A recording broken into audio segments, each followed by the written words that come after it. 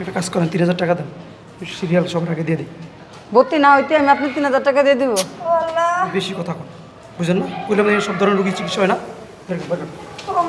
আচ্ছা যে কথা না বলে রুগী বের করে দিতেছেন, 3000 টাকা দেন।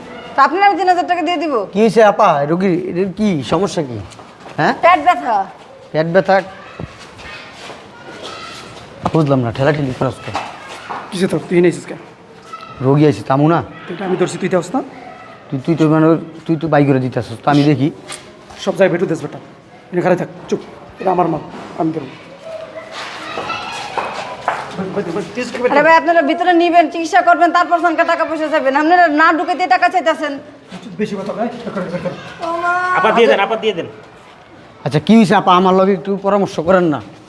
উনি তো হাসপাতালে না ঢুকতে টাকা চাইতেছে। আমার লগে কথা কইতাছ, আমার লগে কথা আরে কইতাছ। আপা এখানে তুই নিয়ম বারবার আছে, বেটু টাকা দিতাছিস কি লিগা? টাকাটা দিয়ে দেন স্যার। টাকা কি গাছের পাতা যে আমি সিনেমার আপনাকে দিয়ে দিব?